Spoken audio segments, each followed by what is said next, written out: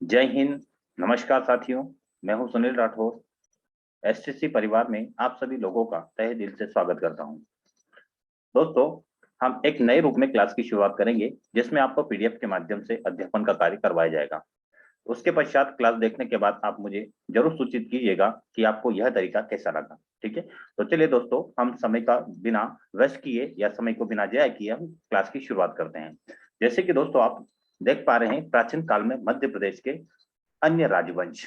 इसका मतलब जब हम पूर्व की क्लासों में गुप्तोत्तर काल के विभिन्न वंशों के बारे में चर्चा करते हुए आ रहे हैं, तो उसी श्रृंखला में हम प्राचीन काल में मध्य प्रदेश में गुप्तोत्तर काल के बाद कुछ राजवंशों का उद्भव दिखाई देता है मध्य प्रदेश में। उन्हीं राजवंशों को की एक संक्षिप्त चर्चा प्रारंभिक परीक्षा को ध्यान में रखते हुए करेंगे। यहाँ पर आपके 3 मार्कर क्वेश्चन भी नजर आएंगे जो मेंस की परीक्षा के लिए काफी महत्वपूर्ण साबित हो सकते हैं। साथ ही 5 मार्कर के क्वेश्चन भी बनने की भी संभावना यहाँ पर दिखाई देती है। तो चलिए दोस्तों, सबसे पहले बात करते हैं नागवंश। ठीक है, नागवंश आप देखा जाए यहाँ पर कि दूसरी शताब्दी ईस्वी में वृषभ नाग या वृष नाग के द्वारा ग्वालियर और विदिशा के क्षेत्र के आसपास के क्षेत्रों में नागवंश की स्थापना की। ठीक है, तो यहाँ पर क्वेश्चन क्या बनता है आपका कि नागवंश मध्य प्रदेश में नागवंश की स्थापना किसने की। क्लियर है, नागवंश की के संस्थापक कौन है या नागवंश की स्थापना किसने की। तो सबसे पहले आपको किसका नाम याद रखना है, वृषनाग। क्लियर है, और किस क्षेत्र में की है नागवंश की स्थापना, तो ग्वालियर और विदिशा वाले क्षेत्रों में। ठीक है, किस वंश की स्थापना की है, नागवंश की। तो यहाँ पर कितने क्वेश्चन आपके बन सकते हैं और किस समय किया है, दूसरी शताब्दी ईस्वी में। तो दूसरी शताब्दी ईस्वी में वृषनाग के द्वारा ग्वालियर और विदिशा के क्षेत्रों में नागवंश की स्थापना की। क्लियर है, फिर आगे बात करते हैं कि विदिशा से प्राप्त एक आपको एक अच्छी चीज यहाँ पे ये बता सकते हैं, जहाँ पे आपको कंटेंट में नजर नहीं आएगा, लेकिन इन क्लासों में आपको क्या मिलेगा कि कंटेंट तो प्रिंटेड मिलेगा आपको, लेकिन साथ में आपको कुछ कंटेंट में वॉइस के माध्यम से आपको सुनाऊंगा। ठीक है, जहां पर आप अपने नोट्स अगर बना रहे हैं तो कुछ कंटेंट जो आपको लिखा हुआ नहीं मिलेगा वो आपको सुनने के पश्चात ही याद होगा।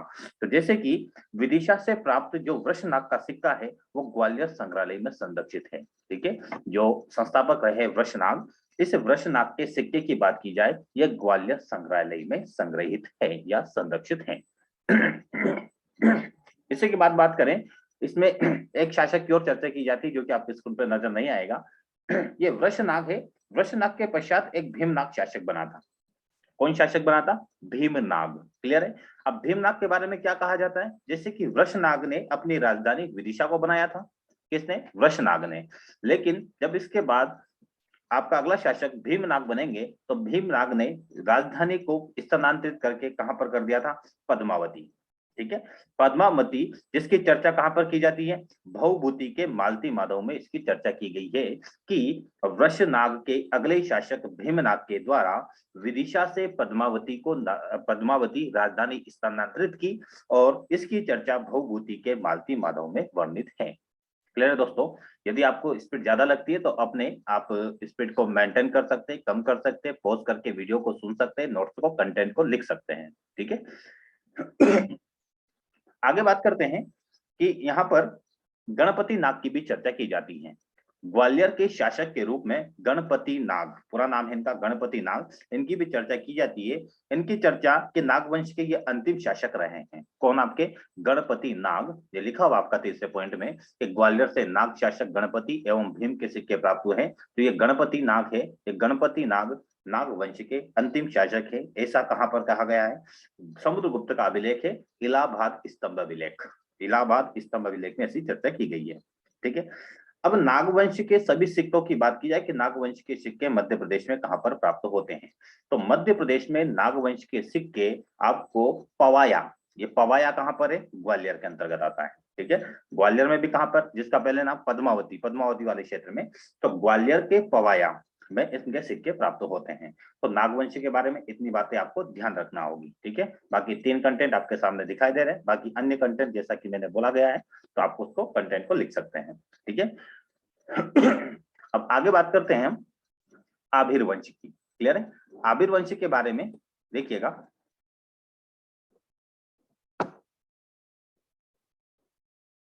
स्लाइड को मैं आगे बढ़ाता हूं, इसमें आप देख पाएंगे।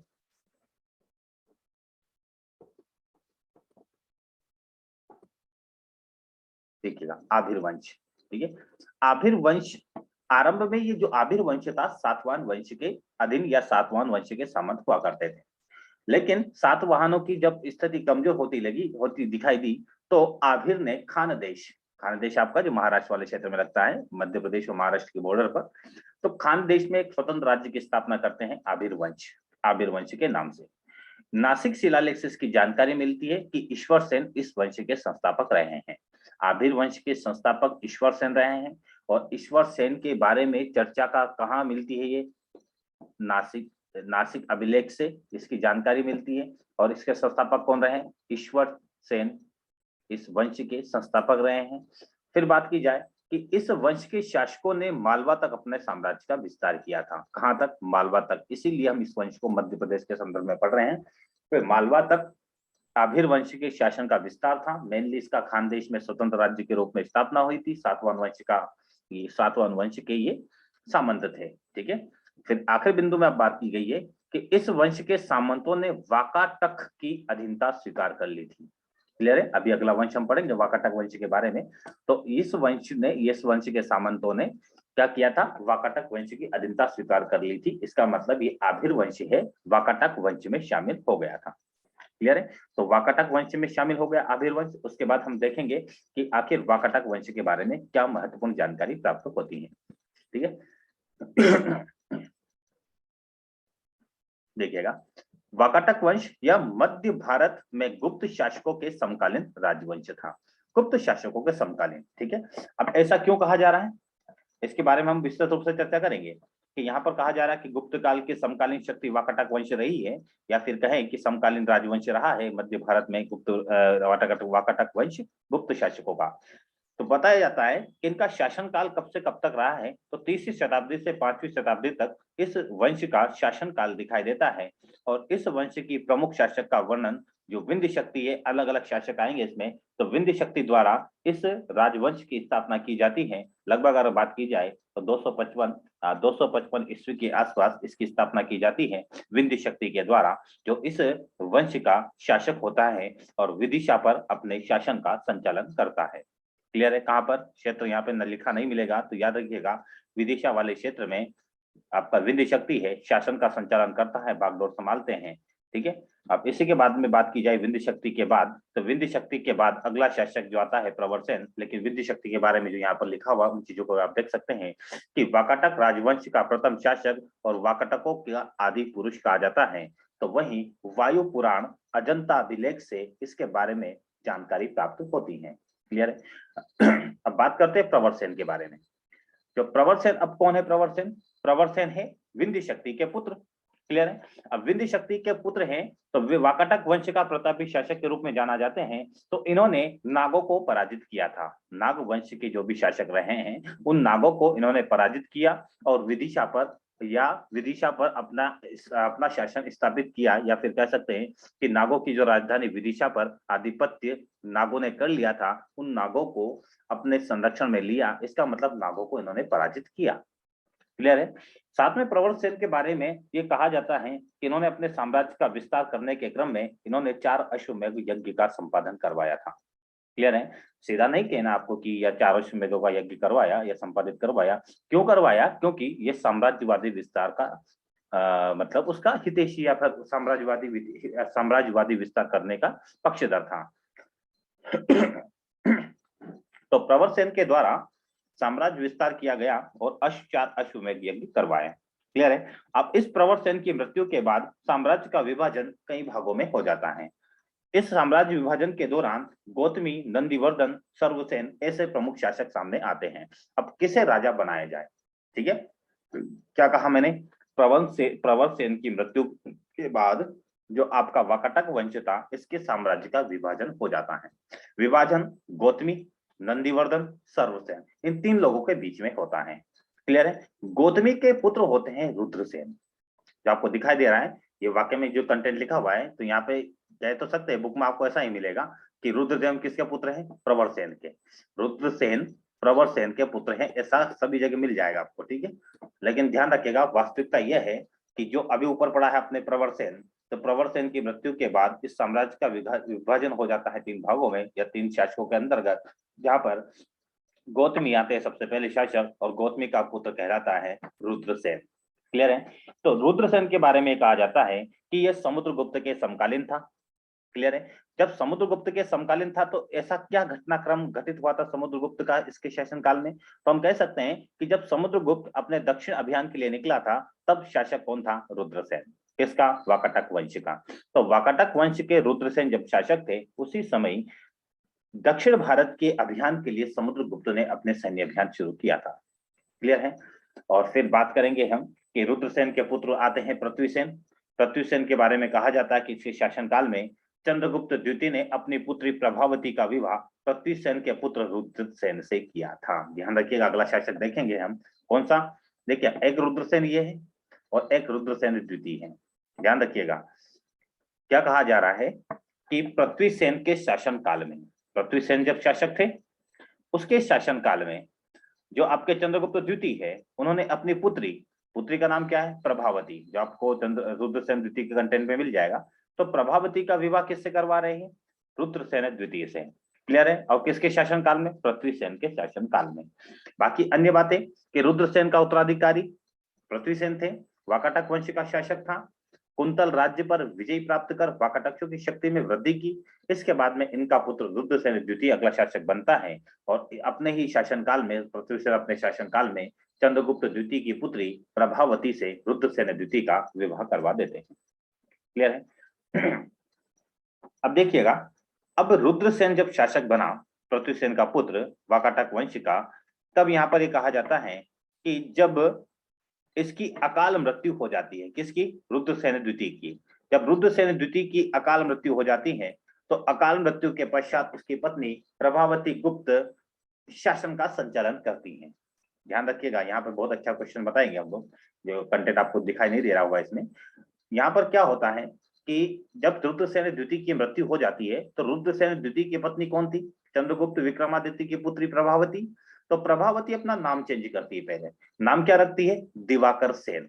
क्या नाम रखती है? यहाँ पर नहीं लिखा हुआ है। दिवाकर सेन अपना नाम करती है और नाम के पश्चात शासन का संचालन करती है। उसके बाद इनके भाई होते हैं दामोदर सेन। कौन होते हैं? दामोदर सेन इनके अगले पुत्र, इनके भाई होते हैं। किनके? प्रभावती गुप्त के पुत्र, प्रभावती गुप्त के भाई होते हैं दामोदर सेन। क्लियर है। दामोदर सेन अपना नाम चेंज करके शासन करते हैं और नाम क्या रखते हैं दामोदर सेन? प्रवर सेन द्वितीय नाम से शासन करते हैं। क्लियर हुआ।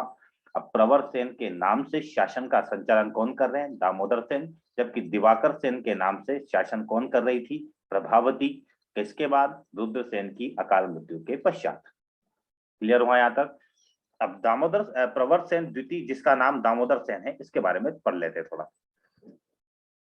सेतुबंध नामक ग्रंथ, कौन सा? सेतुबंध नामक ग्रंथ की उन्होंने रचना की। क्लियर है। अपनी राजधानी प्रवरसेन में बनाई, जिसे आधुनिक पौनार भी कहा जाता है। क्या राजधानी बनाई? प्रवरसेन में बनाई, जिसे आधुनिक पौनार भी कहा जाता है। क्लियर है। इसके ताम्रपत्र छिंदवाड़ा, सिवनी, बैतूल, इंदौर से प्राप्त होते हैं। क्लियर है। साथ में एक और बात की जाए, जो ये दामोदर सेन है, दामोदर सेन मतलब ये प्रवर सेन द्वितीय के नाम से जो शासन का संचालन कर रहे हैं, इन्होंने एक काव्य ग्रंथ की रचना की थी जिसका नाम था हर विजय। इसमें दिखाई नहीं दे रहा है आप लोगों को, लेकिन ध्यान रखिएगा, हर विजय नाम की इन्होंने एक काव्य रचना की थी प्रवर सेन द्वितीय ने, जिनका मूल नाम दामोदर सेन दिखाई दे रहा है। तो प्रवर सेन द्वितीय ने अपने एक काव्य ग्रंथ की रचना की जिसका नाम हर विजय था। क्लियर है। हर विजय नामक ग्रंथ की उन्होंने रचना की। क्लियर है। नोट में आप देख सकते हैं कि प्रवर सेन द्वितीय के बाद नरेंद्र सेन, पृथ्वी सेन और नरेंद्र देव द्वितीय तथा क्रमशः शासक बनते गए, जिनके बारे में विशिष्ट उपलब्धि प्राप्त नहीं, कोई विशिष्ट मतलब स्रोत प्राप्त नहीं है। लेकिन मैं आपको बता देना चाहता हूं कि दामोदर सेन के पुत्र थे नरेंद्र सेन द्वितीय, और नरेंद्र सेन द्वितीय का पुत्र था पृथ्वी सेन द्वितीय। तो पृथ्वी सेन द्वितीय को ही इस वंश का अंतिम शासक कहा जाता है। क्लियर है। पृथ्वी सेन द्वितीय को ही इस वंश का अंतिम शासक कहा जाता है। क्लियर है। अब हम चलते हैं ओलिवर होलिकर वंश। अभी हमने कौन सा वंश पढ़ा है, एक बार देख सकते हैं आप। नागवंश के को स्टार्ट किया था हमने, नागवंश के बारे में चर्चा की। अब नागवंश के उपरांत हम आएंगे सीधा ओलिकर वंश। क्लियर है। अब ओलिकर वंश में आप देख सकते हैं कि ओलिकर वंश के बारे में कहा जाता है कि 4वीं शताब्दी में प्राचीन जो दशपुर है, जिसे आज वर्तमान में मंदसौर के नाम से जाना जाता है, तो प्राचीन दशपुर में मालवों ने अपना साम्राज्य स्थापित किया। क्लियर है। क्या कहा जा रहा, प्रमुख शासक यहाँ पे यशोवर्मन रहेंगे, जिसकी चर्चा हम करेंगे अभी। यशोवर्मन यहाँ के ओलिकर वंश के प्रमुख शासक रहेंगे। और ओलिकर वंश के बारे में एक बात ये ध्यान रखना है कि यह मालवा की एक शाखा थी। क्लियर है। मालवा के क्षेत्र की एक शाखा थी, या आप कहें कि मालवा में जो परमार वंश थे, तो उन्हें मालवा के परमार वंशों की एक शाखा थी ओलिकर वंश। ठीक है। ये ओलिकर वंश एक शाखा के रूप में थी। तो इन्हीं ओलिकर वंश के बारे में ये कहा जाता है कि इनका साम्राज्य विस्तार मंदसौर, जिसे उस समय प्राचीन काल में दशपुर कहा जाता था, वहां पर इनके साम्राज्य का विस्तार था। क्लियर हुआ। अब इसी के बाद में कहा जाता है कि इसका प्रमुख शासक यशोवर्मन था। हुण राजा मिहिर कुल को पराजित किया था। किसने? यशोवर्मन ने। ध्यान रखिएगा, यशोवर्मन ओलिकर वंश का प्रमुख शासक था। ओलिकर वंश का प्रमुख शासक कौन है? यशोवर्मन। अब इन्हीं यशोवर्मन ने किसको पराजित किया? हुण राजा थे मिहिर कुल। ये मिहिर कुल कौन थे? तो ये मिहिर कुल तोरणमल, जो तोरमाण था, तोरणमल जिसको आप पढ़ते हैं, तो उसका पुत्र था। क्या नाम है? पूरा नाम उसका प्रोनाउंसिएशन सही ठीक से किया जाए तो तोरमाण का शासक मिहिर कुल था। इस मिहिर कुल को यशोवर्मन ने पराजित किया और ये मिहिर कुल हुण राजा था। क्लियर है। इसके बारे में आगे बात की जाए तो मिहिर कुल ने कहां पर शासन, कहां पर आक्रमण किया था, या फिर इसकी जानकारी के आक्रमण की जानकारी कहां पर किया, ऐसा मिलती है। मालवा, सागर, एरण पर इसने आक्रमण किए थे। कहां पर? मालवा में, सागर में और एरण पर। क्लियर है। अब आगे बात करते हैं, मिहिर कुल के शासन का उल्लेख कहां पर मिलता है? मिहिर कुल के शासन का उल्लेख, क्योंकि ये आक्रमण करने आया था, तो इनके शासन का उल्लेख एरण में एक वराह मूर्ति है, वहां पर इसके शासन की जानकारी मिलती है। वराह मूर्ति। क्लियर है। अब इसी के बारे में कुछ कंटेंट यहाँ पे लिखा हुआ है, इसको देख सकते हैं कि इनकी मृत्यु के बाद ओलिकर वंशों की स्थिति कमजोर हो चली गई थी। परवर्ती गुप्त शासकों ने मंदसौर क्षेत्र पर अपना आधिपत्य स्थापित कर लिया था। क्लियर है। अब इसी के बाद हम बात करेंगे मोखरी वंश। क्लियर है। मोखरी वंश के बारे में बात करेंगे, देखिएगा अब इसमें।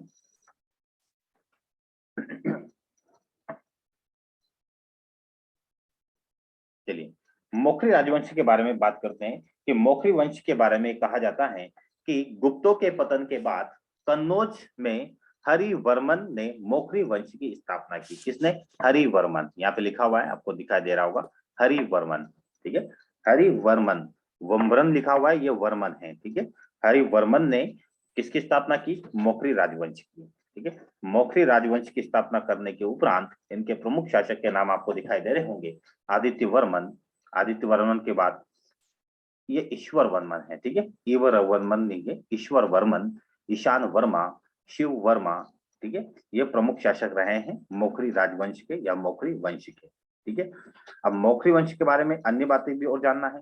मोखरी वंश के बारे में अन्य बातें ये होगी कि जो शिव वर्मा है, शिव वर्मा, ताम्रपत्र असीरगढ़ से प्राप्त हुआ है, जो पूर्वी निमाड़ के मोखरी वंश की उपस्थिति को इंगित करता है। क्लियर हुआ।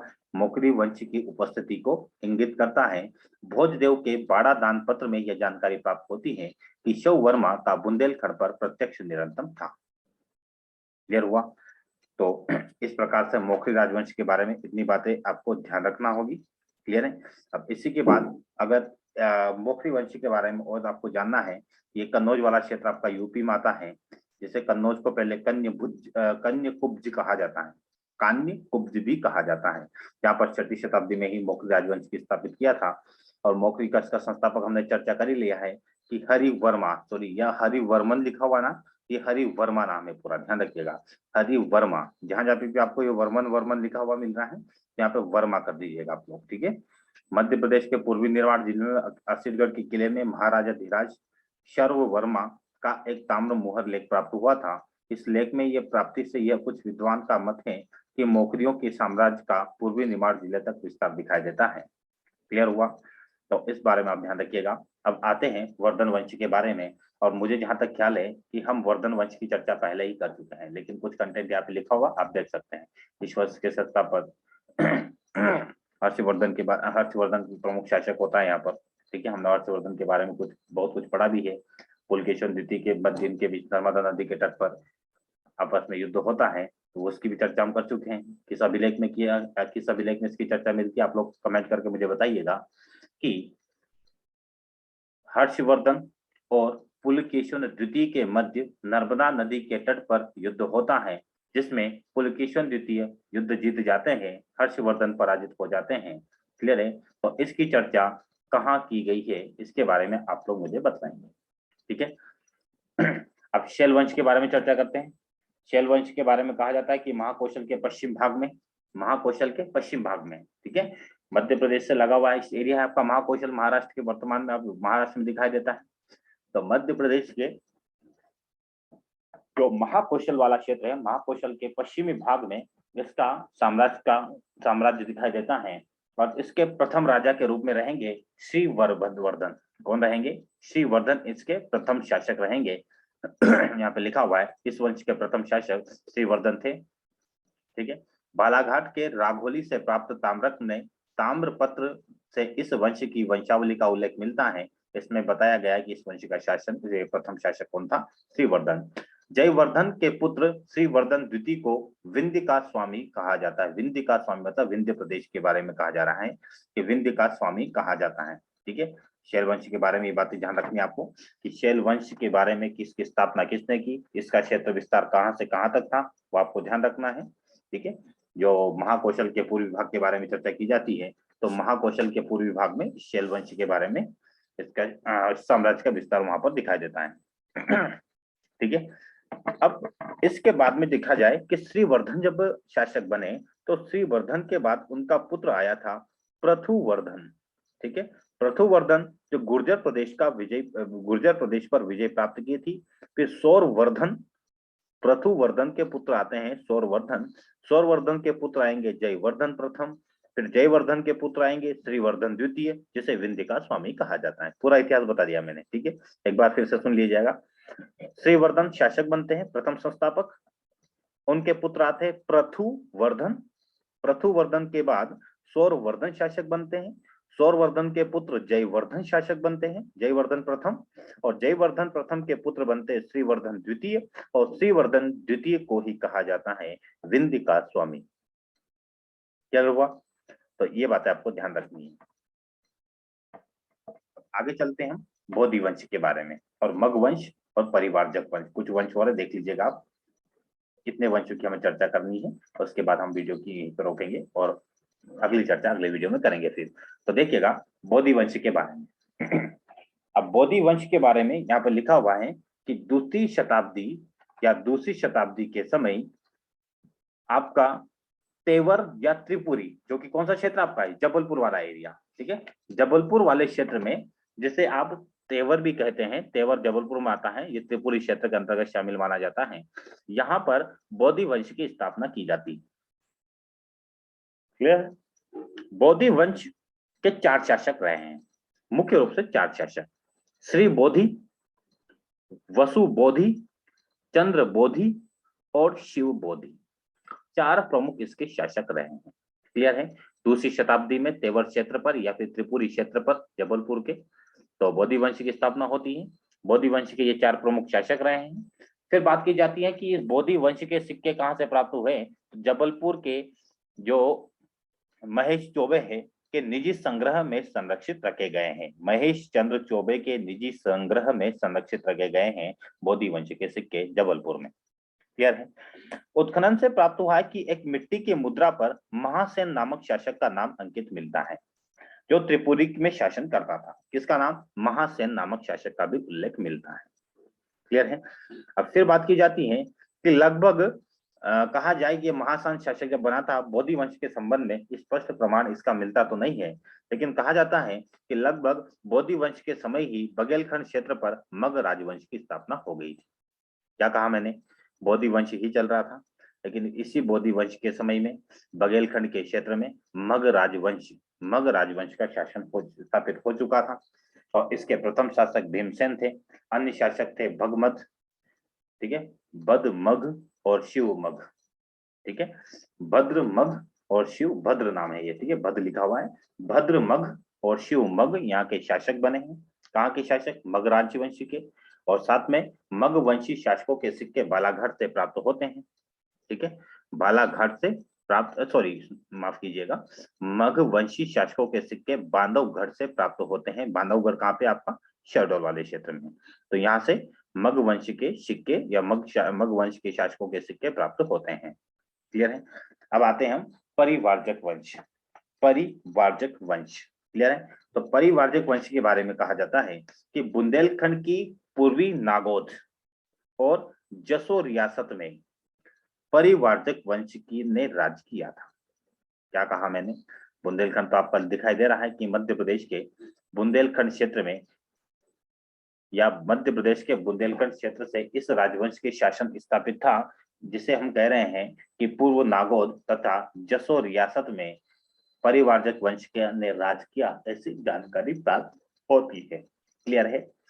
इस वंश का पहला राजा जो दिखाई देता है, तो पहले राजा के रूप में राजा देवादेई। कौन होते हैं? राजा देवादेई यहाँ पर पहले शासक के रूप में सामने आते हैं। क्लियर है? देवादेई के उत्तराधिकारी प्रभंजन, दामोदर, हस्तिन हुए हैं। हस्तिन इस वंश का प्रतापी शासक था। 3 ताम्रपत्र, खोह, जबलपुर, मझगवा। कौन कौन से? वैसे तो यहाँ पे परिवारजक वंश के 8 अभिलेख प्राप्त होते हैं। कितने? 8। लेकिन प्रमुख रूप से ताम्रपत्र, खोह, जबलपुर और मझगवा, ठीक है, यहाँ से इनके प्रमुख अभिलेख प्राप्त होते हैं, ताम्रपत्र अभिलेख।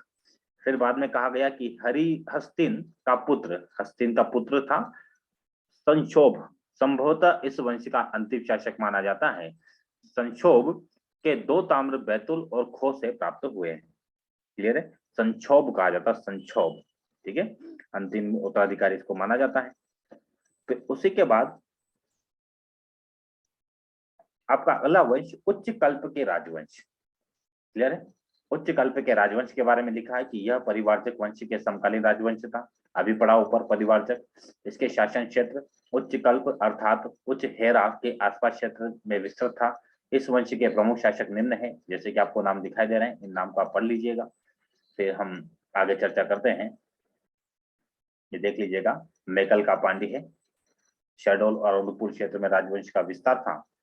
बसनी से प्राप्त राजा नागबल के अभिलेख से इस वंश के शासकों की जानकारी प्राप्त होती है। प्रमुख शासक थे जयबल, वत्सराज, नागबल, भरत बल, ठीक है, ये बलक नहीं है, बल, ठीक है। तो ये प्रमुख राजवंशों की हमने चर्चा की, और कल से हम यहाँ पर चर्चा करेंगे सीधा कि मध्य प्रदेश का इतिहास, जिसे हम कहेंगे कि मध्य प्रदेश का मध्यकाल का इतिहास, ठीक है। तो मध्यकाल का इतिहास हम मुख्यतः पढ़ेंगे, ये मध्यकाल वाला इतिहास, जिसमें हम सर्वप्रथम सल्तनत काल पढ़ेंगे, मालवा में स्वतंत्र राज्य देखेंगे, मुगल काल देखेंगे, प्रमुख राजवंश तोमर, गौड़, बुंदेला, बघेल राजवंश देखेंगे, खिलजी वंश जो कि आपका मालवा के स्वतंत्र राजा थे, गौरी वंश और खिलजी वंश के बारे में हम चर्चा करेंगे, ठीक है। यदि दोस्तों आपको ये पीडीएफ नोट्स चाहिए तो संपर्क कीजिएगा, क्योंकि पीडीएफ नोट्स जरूर पेड ग्रुप के अंतर्गत रखे गए हैं। बाकी आपको क्लासेस पूरी तरह से फ्री मिलेगी, जितना हम मदद कर पाएंगे उतना आप लोगों का पूरी तरह से सहयोग करेंगे। क्लियर है दोस्तों? और यदि आप संपर्क करना चाहते हैं तो ब्लीच में जो वाटर मार्क लगा हुआ है, यहाँ पर कॉन्टैक्ट नंबर दिए गए हैं, जैसे कि ये वाले कॉन्टैक्ट नंबर है, ये आपका व्हाट्सएप नंबर और ये कॉलिंग नंबर है, जिससे भी आप संपर्क करना चाहें बता सकते हैं। तो कल से हम शुरू करेंगे मध्य प्रदेश में मध्यकाल या मध्यकालीन इतिहास मध्य प्रदेश का। ओके दोस्तों, थैंक यू, जय हिंद, नमस्कार।